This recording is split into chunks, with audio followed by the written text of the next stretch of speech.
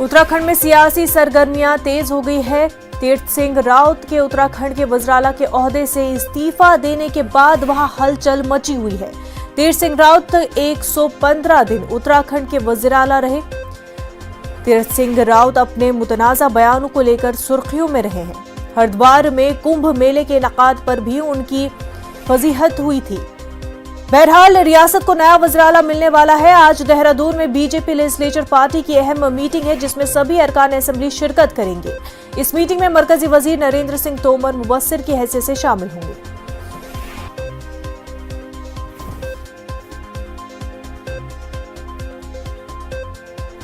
तो नाज़रीन, आपको बता दें, उत्तराखंड की सियासत में काफी हलचल मची हुई है। उत्तराखंड के वज़राला के ओहदे से इस्तीफा देने के बाद वहां पर सियासी सरगर्मियां काफी ज्यादा तेज हो गई है। तीरथ सिंह रावत 115 दिन उत्तराखंड के वज़राला रहे। तीरथ सिंह रावत अपने मुतनाज़ा बयानों के लिए जाने जाते हैं। रियासत को नया वज़राला जल्द ही मिलने जा रहा है। आज अगर हम बात करें तो देहरादून में बीजेपी लेजिस्लेचर पार्टी की अहम मीटिंग होने जा रही है, जिसमें सभी अरकान असेंबली शिरकत करेंगे। वज़राला का नाम जो है सामने आ सकता है। इस मीटिंग में मरकजी वजीर नरेंद्र सिंह तोमर मुबस्सिर की हैसियत से शामिल होंगे। तो उत्तराखंड की सियासत में हम काफी हलचल देखने को मिल रही है। तीरथ सिंह रावत ने वज़राला के ओहदे से इस्तीफा दे दिया है और उस सब के बाद से ही काफी ज्यादा हलचल उत्तराखंड में सियासी लिहाज से। वहीं कांग्रेस भी प्रेस कॉन्फ्रेंस करने वाली है इस पूरे मामले को लेकर के।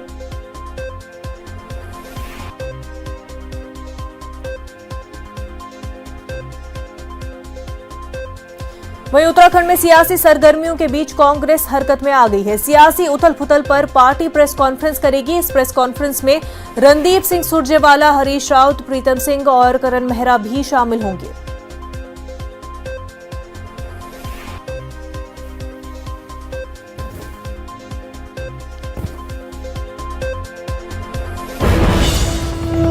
एक बड़ी खबर मेरठ से सामने आ रही है। खानदानी इज्जत के नाम पर कत्ल की सनसनीखेज वारदात। लड़की के वालिद ने बेटी और उसके आशिक को गोली मारकर हलाक कर दिया।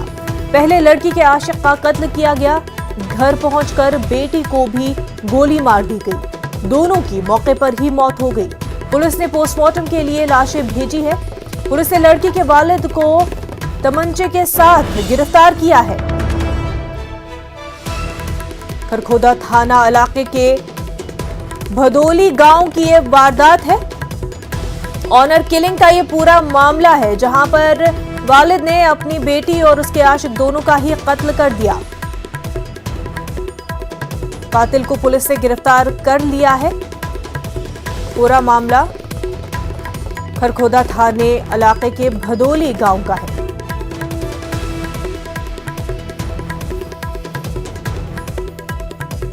वालिद ने पहले अपनी लड़की के आशिक का कत्ल कर दिया, फिर घर जाकर लड़की को भी गोली मारकर कत्ल कर दिया। पुलिस ने वालिद को तमंचे के साथ गिरफ्तार कर लिया है। मेरे चाचा के लड़के की डेथ हो गई, उसको गोली लगी, मार दी। वो इधर प्रेम वाला सिस्टम था, बच्चे थे आपस में कोई बात करते थे, बस इसकी वजह से 17 साल थी लड़के की, 15 साल लड़की की है। उसे पुलिस वालों ने गिरफ्तार कर रखा है थाने में। थाना खरखोदा के बधौली ग्राम में तोहसीन पुत्र बुंदे के द्वारा अपनी बेटी और आरिफ पुत्र अली मोहम्मद की हत्या कर दी गई है। प्रथम दृष्टया मामला प्रेम प्रसंग का निकल कर आ रहा है। परिजनों के द्वारा दी गई तहरीर पर सुसंगत धाराओं में मुकदमा पंजीकृत करवाया जा रहा है।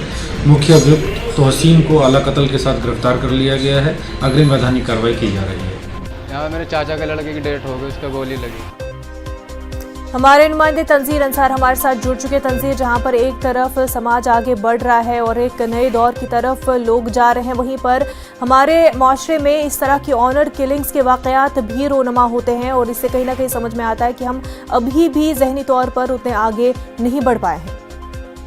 जी बिल्कुल मुनज़्ज़ा, खास तौर पे हम मगरिबी उत्तर प्रदेश की बात करें तो यहाँ पर ऑनर किलिंग के बहुत ज्यादा मामले सामने आए हैं और पिछले दिनों में ही कई ऐसे मामले सामने आए जिसमें कि जो है आशिक और माशूक का कत्ल किया गया। ये उसी सिलसिले की एक कड़ी है और ये मामले थमने का नाम नहीं ले रहे हैं। हालांकि पुलिस कार्रवाई भी होती है, लेकिन एक ऑनर किलिंग का जो ये सिलसिला है ये खासतौर पर मगरबी यूपी में थमने का नाम नहीं ले रहा है। कल की जो ये रात की वारदात है ये भी उसी को जाहिर करती है कि जिस तरह से तौसीफ नाम के शख्स ने आरिफ नाम के एक लड़के को, जो कि कहा जा रहा है कि उसकी बेटी का आशिक था, उसको गोली मार दी जबकि वो मस्जिद से बाहर निकल रहा था। और जब वो अपनी जान बचाने के लिए भागा तो उसको दौड़ाकर उसके घर तक पीछा करके और उसके बाद उसके सर में गोली मारी गई, जिससे आरिफ की मौके पर ही मौत हो गई। और फिर इस शख्स के सर पे इतना जुनून सवार था कि ये अपने घर पहुंचा और फिर अपनी बेटी को भी, जो कि नाबालिग कही गई है कि 15 साल उसकी उम्र थी, उसको भी गोली मार दी और दोनों की मौके पर ही मौत हो गई। हालांकि इनको अस्पताल लाया गया, मेडिकल लाया गया, लेकिन यहाँ डॉक्टरों ने इनको जो है इनकी मौत की तस्दीक कर दी। अब पुलिस ने, खरगोदा थाना पुलिस ने जो है कार्रवाई करते हुए तौसीफ को गिरफ्तार कर लिया है आला कत्ल के साथ और उसको जेल भेज दिया है। लेकिन इस तरह के जो मामले सामने आ रहे हैं, पुलिस कार्रवाई के बावजूद ये रुकने का नाम नहीं ले रहे हैं। ऐसा ही लगता है कि समाज में जो एक समाजी तकाजे हैं या फिर जिस तरह की तालीमात होनी चाहिए वो लोगों तक वो एजुकेशन नहीं पहुंच रही है। और अभी भी इसको आन की नाक का सवाल बना लिया जाता है कि दो लोग आपस में मिलके अगर जो है वो दोस्ती रखते हैं तो उसको नाक का सवाल बना लिया जाता है और फिर ये मामला इतना आगे बढ़ जाता है कि कत्ल तक पहुंच जाता है। और इस तरह की वारदात लगातार सामने आ रही हैं। जरूरी यही है कि जिस तरह से माशरे में इस तरह का माहौल बन रहा है, इसके लिए भी कोई बेदारी की एक मुहिम चलाई जाए या फिर इस तरह से जो सामाजिक लोग हैं, समाजी तंजीमें या फिर मजहबी और मिली तंजीमें, वो इस मामले पर भी गौर करें ताकि घर बर्बाद होने से बच सकें। बिल्कुल। तंजीर, उन्होंने घर पर जाकर, कातिल ने घर पर जाकर अपनी बेटी को गोली मार दी। क्या घर पर कोई भी नहीं था जो उन्हें रोक पाता उस वक्त? घर पे लोग मौजूद थे, लेकिन तो कहा जा रहा है कि तौसीफ के सर पे इतना जुनून सवार था कि उसके हाथ में पिस्तौल थी और उसने आके बगैर किसी से कुछ कहे सुने सीधे आके अपनी बेटी को भी गोली मार दी। और ये दोनों कत्ल किए उसने और इस वारदात को अंजाम देने के बाद भी वो फरार भी नहीं हुआ और पुलिस ने उसको अलाए कत्ल के साथ मौके से वहीं पर गिरफ्तार भी कर लिया है। तो इस तरह के मामले जो सामने आ रहे हैं उसमें ये भी देखा जा रहा है कि कहीं ना कहीं जहनी तौर पर इस तरह से लोग बीमार हो जाते हैं कि उनके जहन पे इतना खून सवार हो जाता है कि वो कत्ल करने से भी नहीं चूकते और खासतौर पर अपनी औलाद को भी नहीं बख्शते और नाक का सवाल इस तरह बना लेते हैं कि वो कत्ल की वारदातों को भी अंजाम दे देते हैं और फिर जिंदगी भर खुद उम्र कैद काटते हैं जेल में और उनका पूरा खानदान जो है इस एक वारदात की वजह से परेशान होता है और तबाह बर्बाद हो जाता है। तंजीर, मगरबी यूपी में इस तरह के केसेस ज़्यादा देखने को मिलते हैं। आखिर क्यों जो है अना पर बात आ जाती है और इस कदर जो है अपने भी मुस्तकबिल का नहीं सोचते, अपने बच्चों की जान का नहीं सोचते, इस तरह का जो है रवैया अपनाया जाता है और सीधा कातिल हो जाते हैं खुद के ही पेरेंट्स। क्या इसको लेकर किसी तरह की बेदारी नहीं? क्या पुलिस का कोई खौफ नहीं? आखिर इस हद तक मामला कैसे पहुँच जाता है? बिल्कुल मुनज़्ज़र, देखिए मगरबी उत्तर प्रदेश में खास तौर पर देखा जाए तो जाट बिरादरी हो या रांगड़ हो या राजपूत हो, इनमें खाप पंचायतों का एक सिलसिला रहता है। तो ज्यादातर मामलों में ये होता है कि गांव की जिस तरह से ग्राम सभाएं होती हैं उसी तरह इनके यहाँ बिरादरियों की खाप पंचायतें होती हैं। तो खाप पंचायतों का भी फैसले कई बार ऐसे आते हैं कि वो भी अनुसार करते हैं। कई बार जो है रेप की वारदातों में ऐसा होता है कि सिर्फ लड़के को जूते और चप्पल मारकर और फिर कुछ 50,000 या 1 लाख मुआवजे के नाम पर उस मामले को गांव के अंदर ही निपटा दिया जाता है और उस पर कोई पुलिस कार्रवाई नहीं की जाती। इसी तरह से ऑनर किलिंग के मामले में जो है बिरादरी का पूरा सपोर्ट इनको होता है। कई बार ऐसा होता है कि इंटर रिलीजन मैरिजेस में इस तरह के मामले सामने आते हैं और इंटर कास्ट मैरिजेस में खास तौर पर ये दोनों एक ही मजहब से ताल्लुक रखते थे, लेकिन कई बार ऐसा देखा जाता है कि कास्ट अलग होने की वजह से ऑनर किलिंग के मामले सामने आते हैं। तंजीर, और लोगों को अवेयर करने की बहुत ज़्यादा ज़रूरत है। जिस तरह के इलाके हैं, पंचायतें हैं, वहाँ पर जाकर न सिर्फ कार्रवाई पुलिस की इस हद तक ही नहीं रहनी चाहिए बल्कि आगे बढ़कर इन लोगों को, इन जो सोसाइटी से इनको समझाने की और प्रॉपर एजुकेट करने की काफ़ी ज़्यादा ज़रूरत है। तंजीर, बेहद शुक्रिया आपका। एक और बड़ी खबर इस वक्त सामने आ रही है। कोवैक्सीन कोरोना से शदीद तौर पर मुतासर अफराद के लिए मौसर है। कोवैक्सीन की सेहतयाबी की शरह 93.4% है। डेल्टा वेरिएंट में भी ये 62.2% मौसर है। कोवैक्सीन बनाने वाली कंपनी भारत बायोटेक का दावा। अहम खबर आपको कोरोना वैक्सीन के हवाले से बता रहे हैं। कोवैक्सीन कोरोना से शदीद तौर पर मुतासिर अफराद के लिए काफी मौसर है। कोवैक्सीन की सेहतयाबी की शरह 93.4% बताई जा रही है। डेल्टा वेरिएंट में भी ये 62.2% मौसर बताया जा रहा है।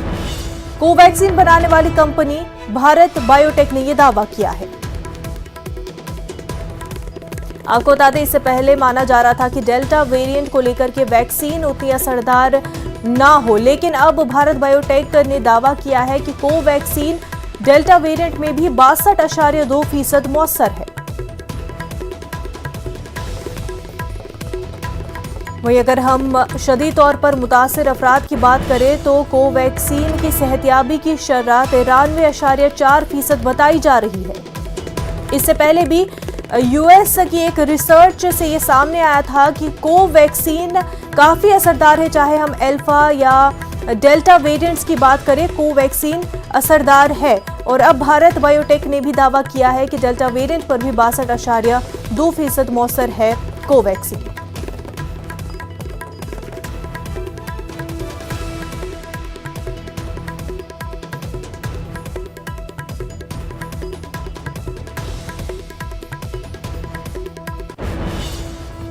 ब्रेक के बाद आपका खैर मकदम है। नाजरीन, रणदीप सिंह सुरजेवाला मीडिया से खिताब कर रहे हैं, सीधा रुख करते हैं।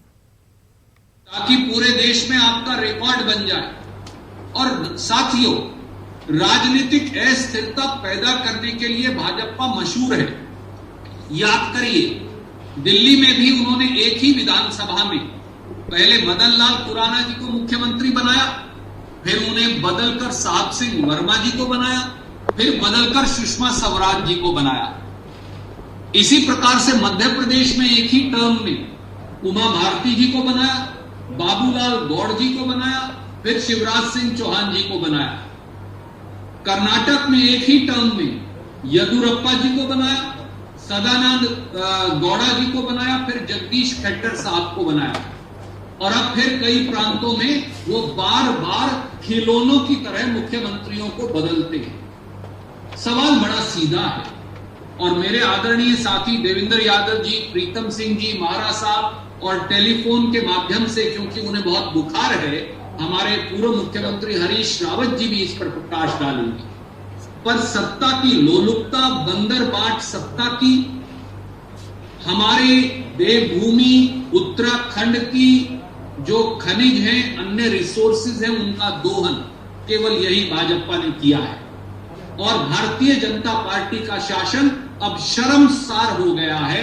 वो पूरी तरह से नैतिक संवैधानिक अधिकार खो बैठे हैं और जनता इस बात की इंतजार कर रही है कि कैसे एक बार फिर कांग्रेस पार्टी का शासन वहां बने जनता की वोट से, ताकि एक स्थिर, एक प्रगतिशील और एक तरक्कीशील सरकार का गठन हो सके। अब मैं अनुरोध करूंगा मेरे सहयोगी को कि देवेंद्र यादव जी अपनी बात कहेंगे, फिर प्रीतम सिंह जी अपनी बात कहेंगे और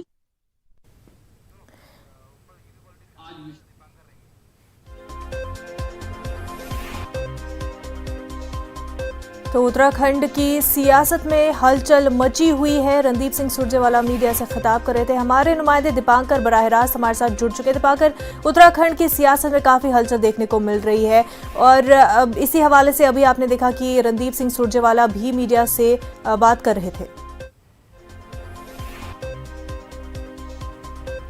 बिल्कुल, कांग्रेस सीधे यहाँ पर हमलावर है बीजेपी पर। कांग्रेस का कहना है कि बीजेपी बार बार उत्तराखंड में मुख्यमंत्री बदल रही है और अब तीसरा मुख्यमंत्री इसी गवर्नमेंट में जो 2017 में बनी, जिसके 57 विधायक थे, अभी 56 विधायक हैं। तो अब यहाँ पर बार बार मुख्यमंत्री क्यों बदले जा रहे हैं? वहीं बीजेपी के लिए आज का दिन उत्तराखंड में बहुत अहम दिन है, बहुत बड़ा दिन है। वो इसलिए क्योंकि आज बीजेपी को अपने विधानमंडल दल के नेता का चुनाव करना है। और वो नेता कौन होगा? उसमें धन सिंह रावत होंगे, बिशन सिंह चुफाल होंगे, या फिर कोई सांसद यहाँ पर निकल कर आएगा। तमाम कैलकुलेशंस इस वक्त उत्तराखंड में चल रही हैं। अब पर्यवेक्षक दिल्ली से रवाना हो गए हैं, जिसमें नरेंद्र सिंह तोमर भी हैं और 2 पर्यवेक्षक दिल्ली से रवाना हुए हैं। तो अब इंतजार है कि पर्यवेक्षक 11 बजे यहां पहुंचेंगे। विधायक लगभग देहरादून पहुंच चुके हैं और अब 3 बजे विधानमंडल दल की बैठक होनी है, उसमें फाइनल फैसला होगा। हो सकता है कि तीरथ सिंह रावत खुद इस बात का अनुमोदन करें कि वो किसके नाम का प्रस्ताव यहां पर रखते हैं और फिर कौन उसका अनुमोदन करेगा। तो कुल मिलाकर पॉलिटिकल सरगर्मी उत्तराखंड में तेज है कि अगला मुख्यमंत्री उत्तराखंड का कौन होगा। जी बिल्कुल दीपांकर, लेकिन क्या वजह इसकी है कि बीजेपी लगातार सीएम का चेहरा बदल रही है? कुछ दिनों तक एक सीएम रखा जाता है और फिर बदल दिया जाता है, इसकी क्या वजह है?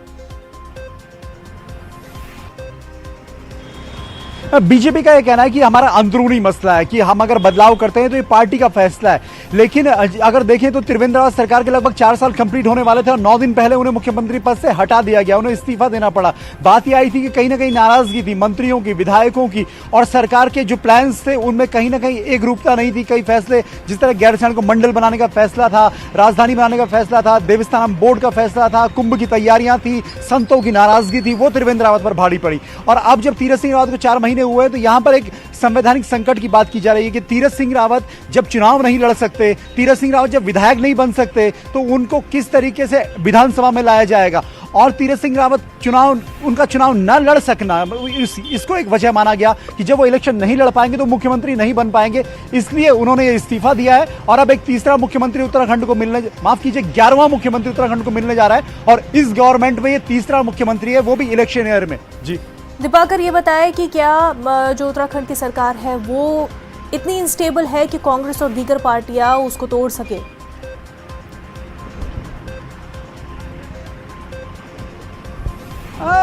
बीजेपी यहां पर मजबूत थी 2017 में, लेकिन जब से सरकार बनी है तब से उसके अंदर के जो नाराजगी है, विधायकों की नाराजगी है, पार्टी के अंदर जो धड़ेबाजी है, गुटबाजी है, वो कहीं ना कहीं पार्टी पर भारी पड़ी है। और यही वजह है कि 2 बार पार्टी को यहां पर अपना मुख्यमंत्री बदलना पड़ा है। ऐसे में कांग्रेस के लिए एक बड़ा मौका यहां पर है कि वो विपक्ष के तौर पर इस मुद्दे को उठाए। और आपने देखा भी कि कल शाम में तीरथ सिंह रावत ने इस्तीफा दिया रात के 11:15 बजे, और आज कांग्रेस सुबह 9 बजे दिल्ली में प्रेस कॉन्फ्रेंस कर रही है। यानी मैसेज कांग्रेस का यह है कि पूरे देश में मैसेज दिया जाए कि बीजेपी उत्तराखंड में गवर्नमेंट को अनस्टेबल कर रही है, अस्थिर कर रही है। तो अब पूरी नजर इस पर रहेगी कि कांग्रेस इस पूरे पॉलिटिकल ड्रामा को कैसे खुद के लिए यूज करती है और बीजेपी अपने किसे नया मुख्यमंत्री चुनती है। जी बिल्कुल, वहीं बीजेपी की मीटिंग होनी है, एक नाम चुना जाएगा, लेकिन क्या माना जा रहा है कि कौन ऐसे चेहरे हैं जिनको रिकमेंड किया जा रहा है, चाहे पार्टी कारकुनान की तरफ से या दीगर पार्टी लीडरान की तरफ से? चर्चाएं तमाम नामों पर हैं। चर्चाएं यहाँ पर धन सिंह रावत के नाम पर जो श्रीनगर से विधायक हैं, चर्चाएं यहाँ पर बिशन सिंह चुफाल जो डीडी हाट से विधायक हैं, खटीमा से पुष्कर धामी के नाम पर चर्चा है। तमाम कैलकुलेशंस हैं। यहाँ पर जातिगत समीकरण देखा जाएगा, क्षेत्रीय समीकरण देखा जाएगा, गढ़वाल मंडल से आएंगे, कुमाऊं मंडल से आएंगे, 2 मंडल है उत्तराखंड में, और उसमें फिर जातिगत प्रतिनिधित्व की बात है कि ब्राह्मण जाति से होंगे, ठाकुर जाति से होंगे, सारे कैलकुलेशन अभी बीजेपी करेगी। लेकिन बीजेपी के जो एक प्रोसेस रही है वर्क करने की, वो प्रोसेस ये रही है कि बीजेपी में जो फैसला होता है वो हाईकमान का होता है। खासतौर पर प्रधानमंत्री नरेंद्र मोदी, गृह मंत्री अमित शाह और राष्ट्रीय अध्यक्ष जेपी नड्डा, ये 3 लोग जो फैसला कर लेते हैं वो फाइनल फैसला होता है। और माना यह जा रहा है कि वो नाम लगभग फाइनल हो चुका होगा, सिर्फ उसका एक ऑफिशियल अनाउंसमेंट बाकी है। बिल्कुल, ऑफिशियल अनाउंसमेंट बाकी है और बहुत जल्द वो भी होने वाला है। दीपांकर, बेहद शुक्रिया आपका। आगे बढ़ते हैं। मध्य प्रदेश में कोरोना वैक्सीनेशन महाअभियान के दूसरे मरहले के दूसरे दिन भी टीकाकारी जारी है। महाअभियान के दूसरे दिन रियासती हुकूमत के जरिए फिर रिकॉर्ड बनाने की तैयारी की जा रही है। हालांकि 1 जुलाई को लगाए गए कोरोना टीका महाअभियान में बहुत से मकामात पर वैक्सीन की कमी के सबब न सिर्फ लंबी कतारें देखी गई थी, बल्कि बड़ी तादाद में लोगों को घंटों इंतजार के बाद मायूस होकर घर लौटना पड़ा था। रियासती हुकूमत के जरिए राजधानी भोपाल में पहले मरहले में जहां 850 मकामात पर कैंप लगाए गए थे, वहीं अब वैक्सीन की कमी के चलते 250 मकामात पर ही कैंप लगाए गए हैं। इस ताल्लुक से मध्य प्रदेश के वजीर बराए मेडिकल एजुकेशन विश्वास सारंग कुछ इस तरह अपने ख्यालात का इजहार करते हैं।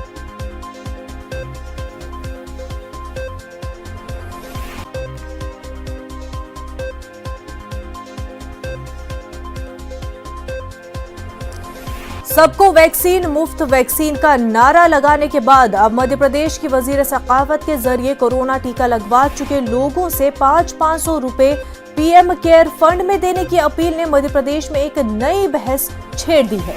मध्य प्रदेश की वजीर सकाफत उषा ठाकुर के जरिए कोरोना टीका लगवा चुके लोगों से अपने मर्जी से पीएम फंड में 500 रुपए जमा करने की अपील पर कांग्रेस ने सख्त तनकीद का निशाना बनाया है।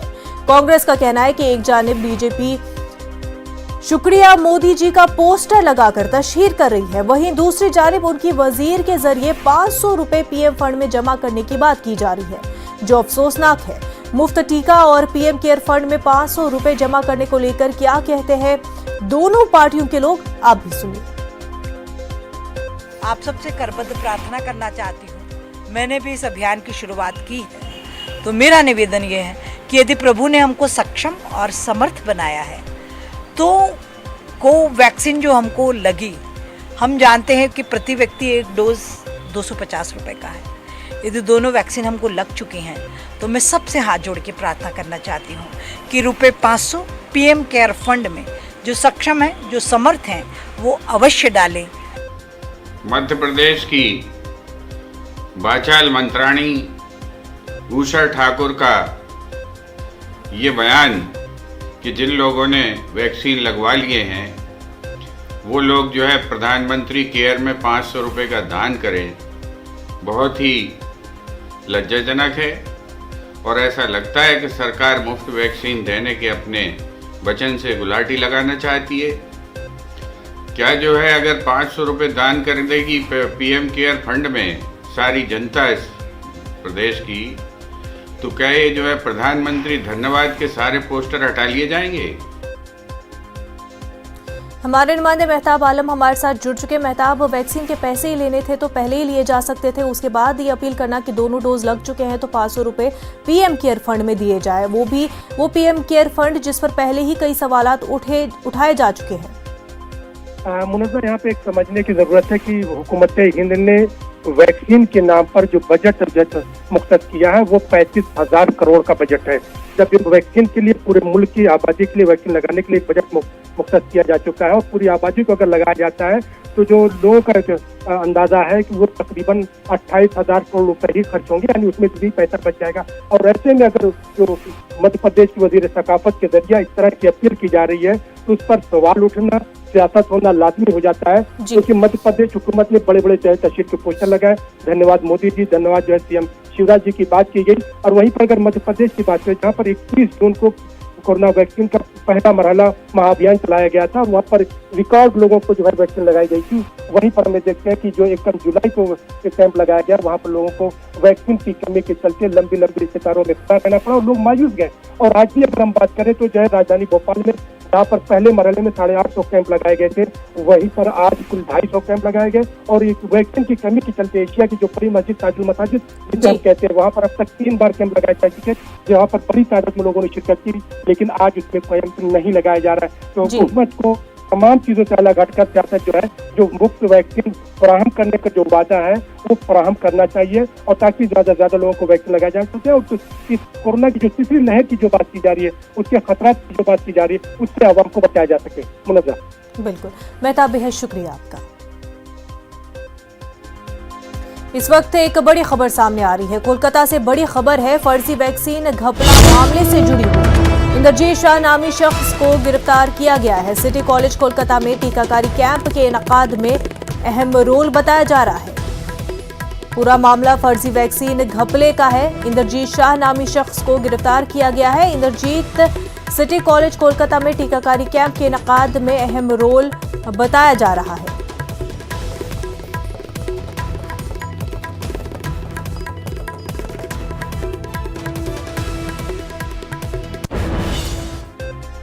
कोरोना वबा के दौरान बाहमी इमदाद और इंहिसार का जज्बा मुस्तहकम हुआ है। मुल्क इस वबा से मुतहिद होकर मुकाबला कर रहा है। टीकाकारी के ऐलान के बाद हम बेहतर ताउन करें जिससे हम कोरोना को मात देने की जानिब कदम बढ़ा सकें। नेटवर्क के टीवी इस मुहिम में हर कदम पर आपके साथ रहेगा। जब तक सभी महफूज नहीं होते तब तक कोई भी महफूज नहीं होगा। और इसी सोच की बुनियाद पर हमारी मुहिम संजीवनी का मकसद ये यकीनी बनाना है कि वैक्सीन पाना सभी हिंदुस्तानियों का हक है।